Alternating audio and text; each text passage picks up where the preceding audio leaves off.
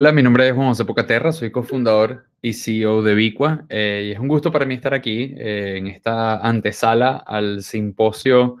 venezolano de ciudades inteligentes y sostenibles. Hoy para hablar de un tema que a mí me apasiona muchísimo, por el cual además venimos evangelizando de alguna manera desde Vicua con nuestro trabajo, pero también un poco transmitiendo la oportunidad que representa para el grueso de los emprendedores de base tecnológica que todavía existen en el país e incluso aquellos que se pueden estar desarrollando en los próximos meses y años, y donde creemos que aquí hay un nicho y una oportunidad para desde Venezuela conquistar los mercados globales. Y eso es un poco de lo que vamos a hablar el día de hoy. A ver, cuando uno habla de GovTech, evidentemente hay que pensar como en qué es la definición, ¿no?, de esto. Y la verdad es que si nos vamos al último reporte que hizo la Corporación Andina de Fomento relacionado a GovTech, que es el reporte sobre el índice GovTech en el año 2020, nos comentan que es el ecosistema en el que los gobiernos cooperan con startups, pymes y otros actores o empresas, especialmente para incorporar tecnologías de cuarta revolución industrial. Eso puede ir desde la inteligencia de datos y las analíticas de datos hasta tecnologías digitales o metodologías innovadoras para la gestión de esa transformación que se quiere realizar, y que además proponen una nueva manera en la que esa alianza público-privada puede darse y en la que ese vínculo puede llevar a tener una mayor eficacia o eficiencia en el sector gobierno, generando además mayor transparencia, siendo obviamente el tema de corrupción uno de los grandes flagelos que ha afectado a América Latina. De acuerdo a los números del Banco Interamericano de Desarrollo reportados en el año 2020, es significativas las pérdidas que tiene América Latina producto de la falta de transparencia de la gestión pública, pero también de la transparencia porque tiende a ser, como decimos nosotros, ese gran, sí, de alguna manera ese gran eh, paradigma sobre el que está construida nuestra percepción como ciudadanos de lo que ocurre en el sector público. Hay una cantidad de funcionarios que son servidores públicos, que se han formado para eso, que tienen una voluntad espectacular de poder transformar sus entornos, y que lo que les está faltando es el impulso o el desarrollo de esas herramientas que les faciliten su trabajo, su día a día y su vida. Y cuando hablamos de la industria GovTech, también de, digamos, de definirla o de contextualizarla desde el punto de vista conceptual, lo más importante, y cuando hablamos de la oportunidad, ya aquí entrando directo en materia y como clavándole el colmillo a esta oportunidad que representa la industria, aquí estamos hablando primero de una industria que a nivel global supera el trillón de dólares. Eso no es solo relevante en términos del gran número económico que representa como oportunidad de mercado, pero es que además ese trillón de dólares no es solo lo que puede generar a nivel de crecimiento o de generación de riqueza para las empresas de base tecnológico que atiendan ese mercado, sino que adicionalmente el impacto que puede tener en la vida de las personas es importantísimo, porque al final del día son los gobiernos, especialmente los gobiernos locales del mundo, los que manejan o administran la mayoría de la infraestructura eh, crítica de la vida de las personas. Para darles una idea de la dimensión desde el punto de vista global, de la relevancia que tiene interactuar y además transformar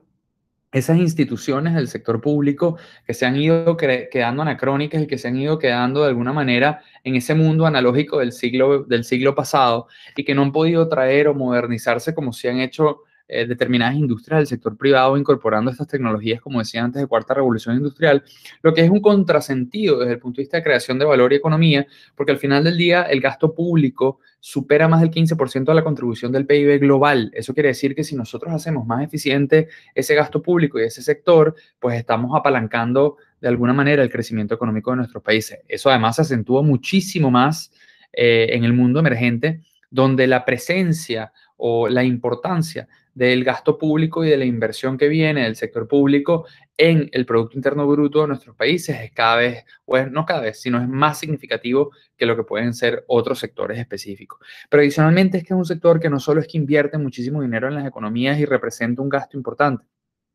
o perdón, un componente importante del gasto, del componente de gasto del Producto Interno Bruto, sino que adicionalmente es un sector que llega a emplear un número significativo de fuerza laboral en nuestro mundo, en el mundo en general y en el mundo emergente. Para darles una idea, más del 20% de la fuerza laboral global trabaja en el sector público. Cuando vemos además que eso ha ocurrido en un proceso de descentralización y vemos que esa capa ha crecido en los gobiernos locales o las administraciones de mayor nivel de descentralización en los países, pues entonces entendemos cómo es relevante que esa industria de $1 trillón hoy también sea reconocida como una industria en la que su fuerza laboral tiene que pensar en el futuro del trabajo y donde las empresas de base tecnológica tienen un papel fundamental que jugar. Y yo me quiero enfocar específicamente en ese sector gobierno local. ¿Por qué? Porque en América Latina, que somos la región más urbanizada del mundo, es decir, la región donde la mayoría de su población se encuentra viviendo en ciudades, que en comparación al resto del mundo, básicamente le sacamos alrededor de 15% a esa población que en el mundo vive en ciudades, en América Latina es mucho mayor. De hecho, para nosotros eso es relevante porque Venezuela es el cuarto país más urbanizado de la región, con lo cual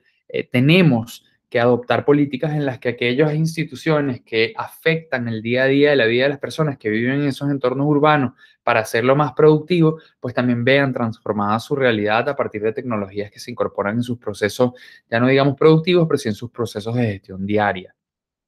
El mercado de los gobiernos locales en América Latina, que está conformado por 15.094 gobiernos locales desde México hasta Argentina, hoy representa alrededor de $400 billones en compras públicas anuales, de acuerdo al Banco Interamericano de Desarrollo. Eso quiere decir que estamos, de alguna manera, si nos acercamos, no solo financiando una potencial demanda y un crecimiento de las empresas de base tecnológica en etapa temprana o startups, sino que también estamos potenciando el uso más eficiente de recursos del lado de la oferta y recursos que pueden terminar o derivar en generar mejores infraestructuras, mejores servicios públicos y por ende un crecimiento económico al aprovechar ese bono demográfico que podemos tener de tener una población mayoritariamente viviendo en ciudades, pero que hoy día al no gozar de unos servicios y de una infraestructura pública que sea gestionada de una manera inteligente, de una manera eficiente, pues entonces se pierden muchísimas de las oportunidades que eso pudiera estar generando para nuestros países. Y aquí quiero hacer un paréntesis en la importancia de todavía el ciclo de evolución que tenemos desde el punto de vista de la oportunidad de mercado por estar en un ciclo, por estar en una fase muy temprana del ciclo de adopción de tecnologías en el sector público. De acuerdo al último reporte que les comentaba, que es el índice GovTech de la CAF publicado en el 2020, donde además hablan de esta tripartita importante que se tiene que formar, que son las startups, los gobiernos y los mecanismos o marcos de contratación que existen para poder agilizar y lograr que la oferta y la demanda confluyan de una manera más inteligente, nos damos cuenta que si tomamos el índice para Iberoamérica, pues efectivamente todavía el grueso de nuestros países, aquellos incluso que están mejor, están ligeramente por encima, o sea, ligeramente aprobaron la materia, están ligeramente por encima de un índice de 5 sobre 10, con lo cual incluso esos países todavía tienen oportunidad de crecimiento importante. Pero lo más relevante, por lo menos para nosotros desde Vicua, como les digo, no solo porque para nosotros representa una oportunidad, sino porque creemos que para muchas empresas de base tecnológica también lo hace. Bueno, nos damos cuenta que Venezuela está apenas en un 2,3 sobre 10 en ese índice. Y claro que todos vemos eso como obvio por la falta de modernización que existe en nuestras instituciones, pero amén de ver el problema, nosotros lo que vemos es la oportunidad que representa de cómo somos los emprendedores de base tecnológica prestando servicios a las instituciones de gobierno en sus distintos niveles, los que podemos realmente acercar o lograr que haya una modernización y una aceleración del impacto que puede tener en la vida de las personas si nosotros entramos en el proceso de ofrecer productos y servicios de calidad que ayuden a esa eficiencia en un sector que, como les digo, tiene un alto componente no solo de inversión y de impulso de la economía, sino también del manejo de las infraestructuras más críticas. Y lo interesante es que eso a pesar de estar en Venezuela, tenemos otros países que presentan la oportunidad, con lo cual una solución desarrollada en nuestro país puede tener la oportunidad de internacionalizarse y tener cabida en otros mercados, que sin duda es una de las cosas que empresas de base tecnológica buscan para poder generar la exponencialidad y la escalabilidad que se requiere. Pero adicionalmente, cuando nosotros estamos viendo, no es solo un tema de transformar a las instituciones como si fuese un ente inmaterial, sino que al final del día, y hay un artículo, un reporte importantísimo que publicó el Banco Interamericano de Desarrollo hace unas semanas, que tiene que ver con la transformación digital de las instituciones de gobierno, pero cómo eso impacta el futuro del trabajo en el sector público, que como les decía, representa más del 20% de la fuerza laboral en América Latina, incluso en algunos países eso es mucho más acentuado que en otros. Bueno, hay que preguntarse cómo es que estas herramientas permiten de alguna manera traer de ese siglo pasado a este nuevo siglo y pensando en los próximos 10 a 20 años, cómo podemos trasladar a ese funcionario público que está todavía utilizando el papel y el lápiz como principal insumo para poder estar de alguna manera utilizando herramientas que hoy pueden facilitar su trabajo, hacerlo más eficiente y que pueda ayudarlos a desarrollar unas mejores competencias. Y ahí hay que ponerle números también. Fíjense que cuando hay en este reporte del Banco Interamericano de Desarrollo, que es sumamente interesante e invito a que lo lean, uno de los principales retos identificados en esta encuesta que se hizo a 718 gerentes públicos, gerentes de gobierno en distintas dependencias y agencias en diversos países de América Latina, demostraron que en los últimos 5 años la mayoría trató de emprender proyectos de alguna manera que involucran la tecnología y sufrieron muchísimas dificultades por la falta de habilidades y capacidades en el propio sector público. Eso quiere decir que la transformación digital no es solo un tema de ofrecer productos y servicios digitales, sino también es una responsabilidad que tenemos los oferentes en generar un proceso formativo y, como digo, de evangelización sobre estas realidades, no solo al ecosistema y el entorno, en la importancia que tiene, que se permite y se incentive que los gobiernos inviertan en estas herramientas, sino que también se trata de cómo podemos nosotros crear productos y servicios que vayan a atender esa brecha educativa y de capacidades que puede tener el funcionario que hoy está de alguna manera gestionando esa infraestructura crítica que alimenta nuestras vidas. Y fíjense que a esos mismos gerentes municipales, lo interesante de ya cuando empezamos a escudriñar esos números, es que en términos de habilidades, el 51% de esos gerentes reconoce tener un déficit severo o muy severo en competencias esenciales para poder abordar proyectos o poder adoptar productos y servicios del mundo tecnológico y que permitan la transformación digital, como pueden ser el análisis de datos o el procesamiento de información. Mientras que el 40% identifica una falta de preparación en torno a los temas de programación y desarrollo de software. Es decir, todavía tenemos brechas muy importantes en cómo traer las bondades del mundo de software que ha ido escalando y transformando y de alguna manera liderando el camino a esa transformación digital en la mayoría de las industrias, como todavía esa deficiencia existe de manera significativa en el trabajo que se realiza en el sector público. Y fíjense que una de las cosas que mencionan es que las brechas más importantes que han observado en ellos y en los equipos que los acompañan es que, efectivamente el análisis de datos, la gestión de proyectos, la orientación a la calidad y la satisfacción del cliente son herramientas y competencias que actualmente son muy difíciles de desarrollar en el talento humano o que existen unas brechas significativas que tecnologías pueden entrar y subsanar de alguna manera apoyando ese proceso que se puede estar dando donde hay la voluntad para poderlo hacer y quizás lo que está faltando es el acompañamiento del sector privado en esa alianza que estábamos comentando antes, que la CAF señala como esencial en los nuevos modelos de vínculo entre lo público y lo privado. Aquí, como les digo, esto lo que muestra es de izquierda a derecha la cantidad de agencias, ya en este caso, eh, digamos, no agencias, sino países que están involucrados en el estudio, donde esas brechas de habilidades fueron identificadas. De izquierda a derecha es la cantidad que mencionaron que era muy severo, hasta en el punto extremo el azul oscuro, que es aquellos países que dijeron que no existe una brecha de habilidades en esa competencia específica. Pero lo que vemos es que si vemos análisis de datos, gestión de proyectos, orientación a la calidad, habilidades de tecnología, habilidades socioemocionales, pues efectivamente existe por lo menos un número importante de países que señalan en sus planes de desarrollo de las competencias administrativas de los funcionarios públicos que hay brechas severas, o sea, muy severas y medianamente severas en esas competencias. Eso quiere decir que si nosotros llegamos con tecnología a brindar herramientas que permitan una mejor gestión de proyectos, una mejor gestión de tareas, una orientación a la calidad y medición de la satisfacción de la atención al ciudadano, el desarrollo de competencias tecnológicas que van desde el uso de algoritmos y software aplicaciones móviles hasta el análisis de data para tomar decisiones, son herramientas que van a ayudar a que esa brecha se reduzca y que efectivamente podamos ver o acelerar la transformación digital del sector gobierno.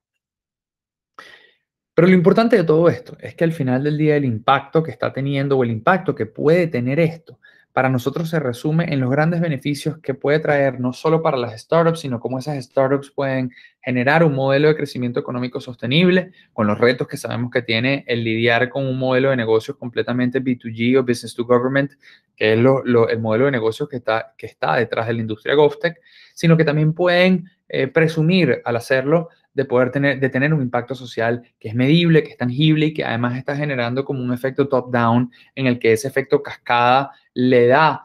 un mayor beneficio a los ciudadanos del mundo emergente que están viendo que sus gobiernos se están transformando digitalmente. Y son cuatro las grandes áreas de impacto que tienen las tecnologías que podemos implementar en el sector gobierno. Primero, en la colaboración. Hoy en día es muy fragmentada la burocracia, es como si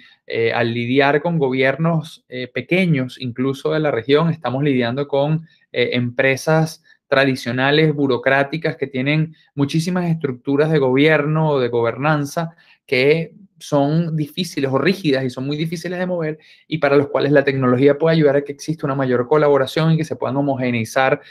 prácticas administrativas entre esas agencias para promover el cruce de información y el trabajo colaborativo entre esos funcionarios que trabajan en toda la estructura de gobierno que, como les digo, tiende a ser burocrática y lenta, pero que las tecnologías ayudan a agilizar y a convertir en espacios de trabajo mucho más cercanos, más productivos y al mismo tiempo mucho más eficientes.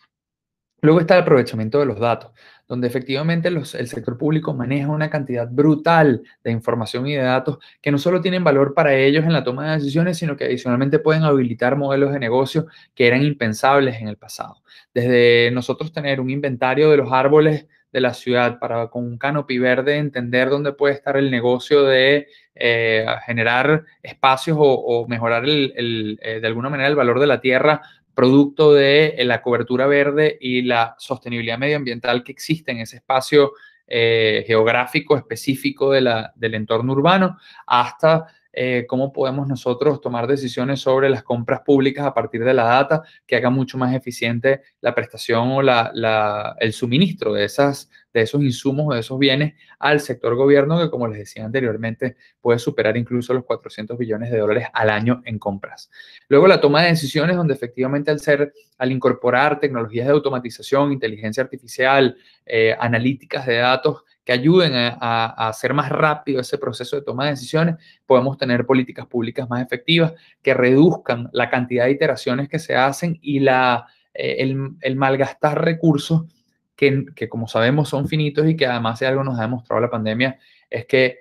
si no se cuenta con esa eficiencia y no se tiene una medición de ese impacto en tiempo real, las decisiones que se toman terminan siendo extemporáneas y pueden costar vida a las personas o pueden de alguna manera afectar de forma significativa la sostenibilidad del modelo público que existe detrás de la gestión de la infraestructura que existe en los entornos urbanos. Y luego, las formas de trabajo. La verdad es que hoy hay, de alguna manera, nuevas prácticas que con nuevas metodologías y herramientas tecnológicas que van desde aplicaciones móviles para poder capturar datos en campo y poder llevar el registro o la bitácora de acciones que se van desarrollando, hasta el tú incorporar inteligencia artificial en el directorio municipal o en el directorio de un ministerio para tomar y entender cómo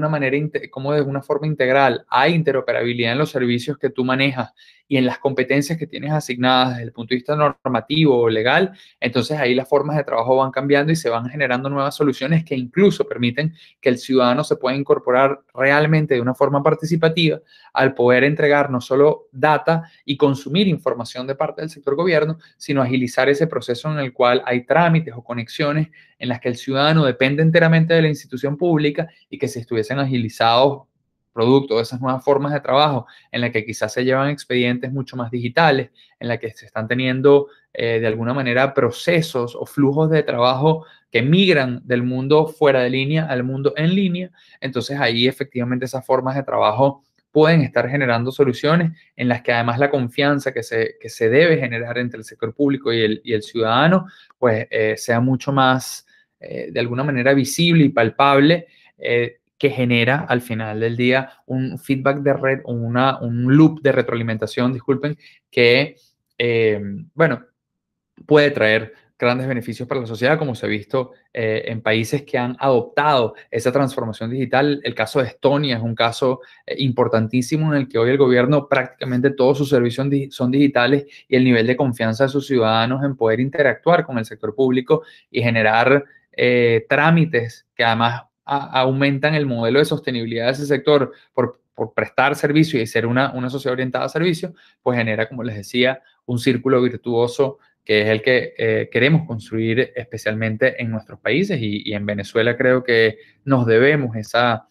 realidad. ¿Cuáles son los verticales de acción más importantes que pueden existir hoy en la industria GovTech? Bueno, va desde la salud, que evidentemente es un componente importante de la inversión pública, no en vano, durante y post-COVID, esto va a seguir siendo así, pero también puede abarcar temas de seguridad ciudadana, movilidad, servicios públicos, educación, vivienda y ambiente, donde para darles una idea de las dimensiones, aquellas startups que pueden estar trabajando en movilidad vinculada al sector público, o aquellos servicios que presta el sector público en términos de movilidad, de tránsito y transporte, le pueden estar pegando una piñata de 14 billones de dólares. Si hablamos en temas de educación, que no solo incluye la modernización de sistemas para la educación pública en todos los niveles, sino además todas las oportunidades que hay de formación y educación hacia la fuerza laboral del sector gobierno, que como les comentaba anteriormente, está todavía en una etapa muy, muy temprana de su madurez digital y donde existen muchísimas brechas de competencias que desarrollar, que puede implicar más de 32 billones de dólares desde el punto de vista del tamaño del mercado al que le pueden pegar esas startups de base tecnológica que se metan. Y una parte muy importante porque la hemos vivido en Venezuela, pero no en vano, es algo como común en toda América Latina. Incluso yo hoy les estoy hablando desde una ciudad de México donde efectivamente incluso los temas de agua y electricidad se han vuelto muy complejos y requieren de la adopción de tecnología para poderlo subsanar. Bueno, los servicios públicos, que no solo es la generación, distribución y comercialización de esos servicios públicos, sino también la medición de su eficiencia para poder controlar aquellos picos y valles de consumo, pues pueden representar una oportunidad de 10 billones de dólares para las startups de base tecnológica que entren en esos mercados. Hoy en día el ecosistema que se ha venido desarrollando está todavía muy incipiente en América Latina. Si vemos en la lista de las top 100 GovTech publicado por la Unión Europea y el laboratorio, el Public Tech Lab del Instituto de Empresas de Madrid, vemos que, bueno, de las 100 empresas, el 75% son españolas, el resto de las empresas GovTech son de América Latina. Y en Venezuela solo existe una, en este caso Vicua, que salió reseñada en el reporte de GovTech del año 2021 en el top 100, pero más allá de llenarnos de orgullo por estar ahí, lo importante es que eso muestra todo el espacio y la oportunidad que hay de poder crecer la presencia y de alguna manera mejorar los números de la cantidad de empresas que están dedicadas a esta industria y que, como digo, como ven en el título de la presentación, creemos que representan una oportunidad de mercado significativa para los emprendedores que pueden estar pensando o que ya están en el mundo de desarrollar tecnología y que un mercado que quizás no han visto y que es una grandísima oportunidad es aquellos modelos de negocio que están asociados a atender o prestar servicios al sector público. Y fíjense que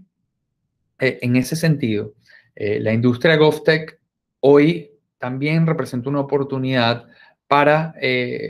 digamos, sacar la cabeza y competir en un océano azul en vez de un sitio donde usualmente hay como competidores tradicionales. Eso es una de las bondades y ventajas que tiene el sector GovTech, porque todavía está tan incipiente en su grado de madurez y en su grado incluso de generación de la demanda, es decir, de generación, perdón, de la oferta del lado de las startups, que, bueno, evidentemente también porque del lado de la demanda todavía está muy virgen la petición que pueden hacer los clientes potenciales de este tipo de tecnologías, pero eso genera que en los próximos 10, 20 años estaremos viendo un pico significativo de esta industria, una industria que además en Estados Unidos ha generado